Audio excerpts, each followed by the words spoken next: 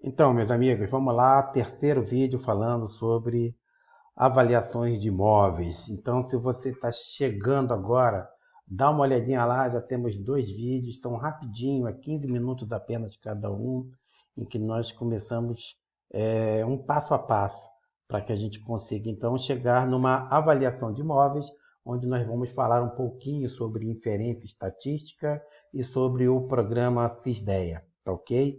Então, dados que nós vamos precisar nesse nosso trabalho de campo.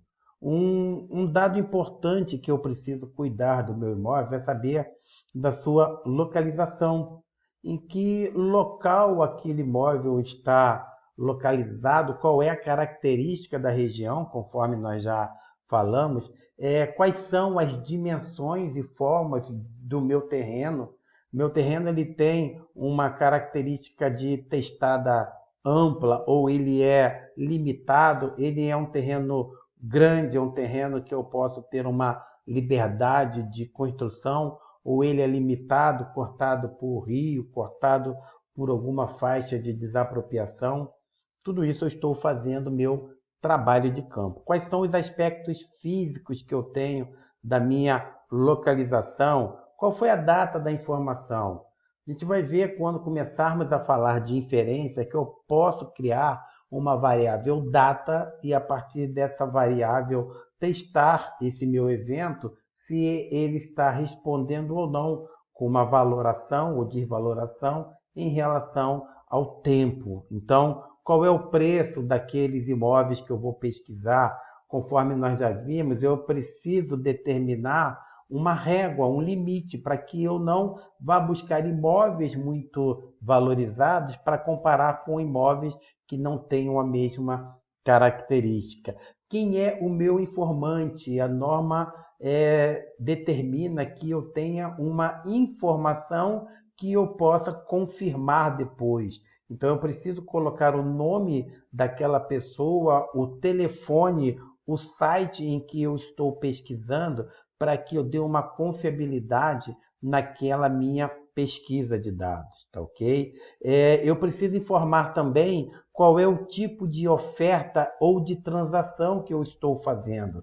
Por que isso? Normalmente, quando eu estou fazendo uma oferta, é aquele momento em que eu estou colocando o meu imóvel no mercado. A tendência é que, de acordo com as características do próprio mercado, esse imóvel ele pode ter o seu preço reduzido pela negociação espontânea entre as partes. E na hora que eu tenho a transação, é natural que esse imóvel tende a ter uma diminuição do seu valor.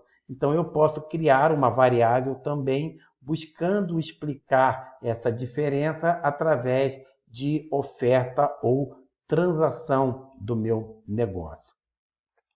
E aí eu vou começar a falar um pouquinho sobre quais são os tipos de variáveis. Nós já conversamos que variáveis são aquelas características que o imóvel vai apresentar e que vão determinar um maior ou menor preço, uma maior valoração ou uma menor valoração daquele objeto que eu estou buscando aquele meu preço. Então, eu vou falar como variável quantitativa são variáveis que eu consigo medir, que eu consigo mensurar. Eu consigo, através da observação, criar características que elas são medidas, como, por exemplo, área. 80 metros, 100 metros, 200 metros é uma variável que eu posso medir, que eu posso apurar no local, medindo o meu imóvel, fazendo o levantamento, buscando uma planta, um projeto aprovado na prefeitura. Então, a variável área, tanto a área do terreno quanto a área do imóvel, a área do apartamento, ela é uma variável quantitativa, é quantidade, eu consigo medir. Eu tenho também, por exemplo, a testada. O que é a testada? A testada é a largura do meu imóvel. Então, o imóvel apresenta uma testada de 10 metros quadrados, de 10 metros lineares, desculpa. Eu estou dizendo que a testada do meu imóvel, ele apresenta uma medida linear conforme o registro de imóveis. Então, eu posso medir também a profundidade. Se eu tenho a testada e eu tenho a profundidade, eu consigo medir qual seria a área em metro quadrado daquele meu lote de terreno. Então, eu tenho imóveis com testadas maiores, que consequentemente terão preços maiores, e eu tenho imóveis com profundidades maiores, que consequentemente terão preços maiores e vice-versa. Então, eu consigo também medir uma distância a polos potencialmente construtivos, como, por exemplo, um shopping center, um grande hospital. Então, são variáveis que eu consigo medir, eu consigo mensurar. Outra variável que eu posso utilizar e tenho que utilizar com certo cuidado é o número de quartos.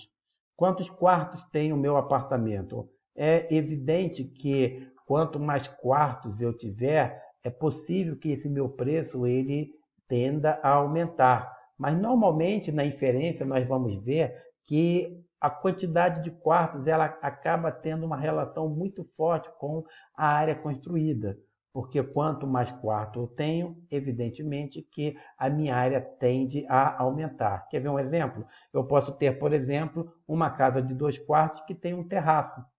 E eu posso ter uma outra casa com 2 ou 3 quartos que não tenha esse terraço.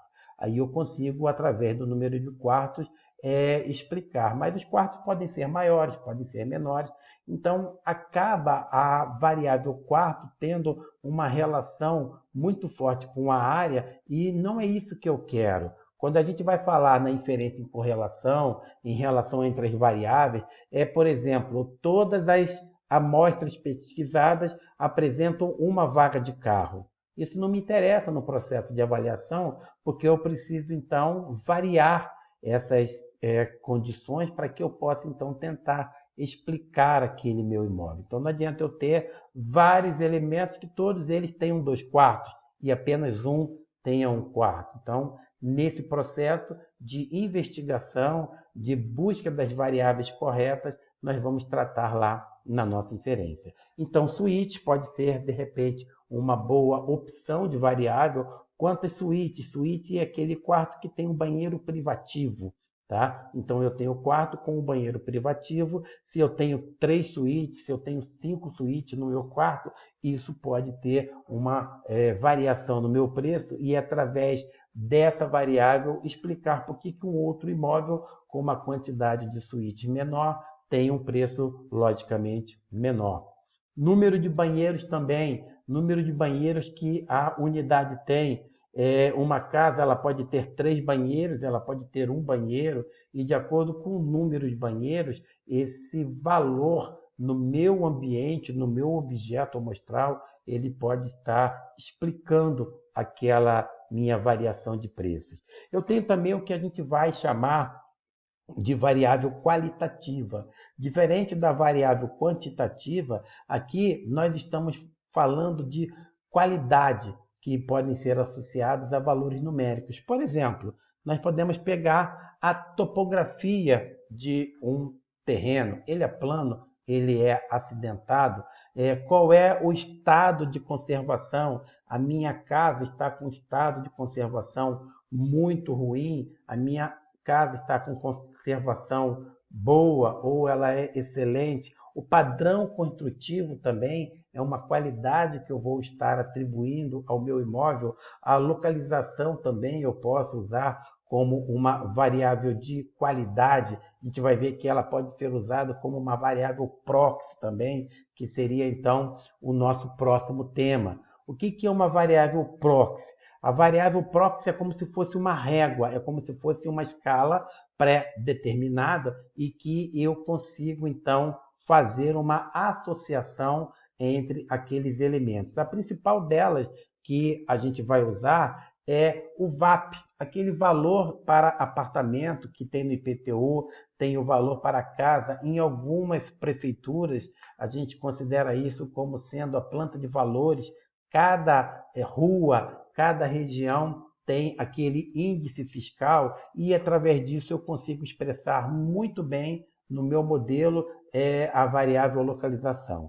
Essa variável vai ser a principal variável que eu vou buscar no meu modelo matemático, a variável localização. A maioria das gerências habitacionais da Caixa Econômica, ela determina que no meu modelo matemático, eu tenho essa variável como sendo uma variável obrigatória, junto com a área de construção do meu imóvel. E a partir daí, nós podemos ter, por exemplo, o estado de conservação, através de uma tabela de Roth-Heidecker, que fala sobre depreciação. Nós podemos ter também o padrão construtivo através do CUB. Para quem não sabe, CUB é o custo unitário básico dado pelo Sindicato das Construções, que ele dá um valor através de metragem quadrada para o tipo de construção, de padrão alto, médio, baixo. Então, pode ser uma referência que nós vamos ter que testar no nosso modelo.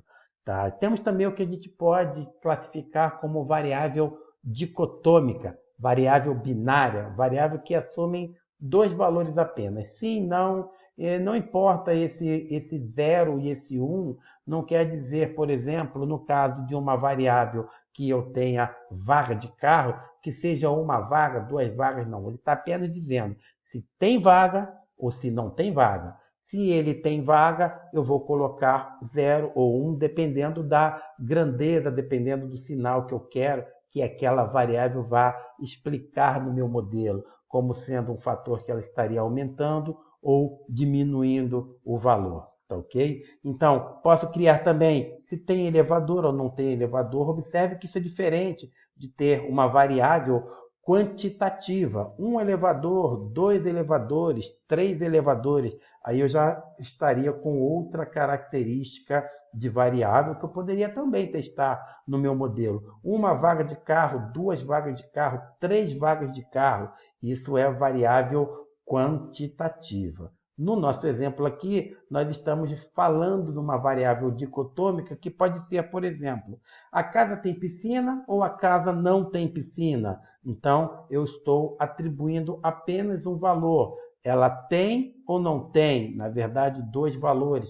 Por isso, então, o nome da minha variável como sendo dicotômica. Infra, lazer, tem piscina, não tem. E eu posso usar também códigos alocados. Códigos alocados vai ser uma escala lógica ordenada para diferenciar as qualidades daquele meu imóvel. A gente precisa tomar muito cuidado com a utilização desses valores dentro do meu imóvel, para que o avaliador ele não acabe sendo induzido para ajustar o modelo e acabar, então, fazendo um modelo tendencioso. Eu posso usar, por exemplo, o fator que eu tenho padrão de acabamento de um apartamento entre 1, 2, 3, 4, 5, 6. O imóvel novo seria 6. O imóvel que esteja bom, aparente de novo, 5. Um imóvel novo com padrão 4 e assim sucessivamente. Cuidado com a parte objetiva para que a gente não acabe fazendo ajustes intencionais. Vamos falar melhor disso quando nós chegarmos na nossa aula de avaliações por inferência usando o programa Sysdea. E algumas variáveis são características daquele meu imóvel. Por exemplo, numa casa. Numa casa é fundamental que eu busque a área do terreno. Confesso para vocês que muitos corretores, muitos anúncios não costumam colocar a área do terreno. Mas uma casa é fundamental, porque eu posso ter uma casa pequena, uma casa padronizada com cerca de 50 metros quadrados, mas ter um terreno em volta de quase 1.000 metros. Então, é claro, é evidente que esse valor vai ser diferenciado.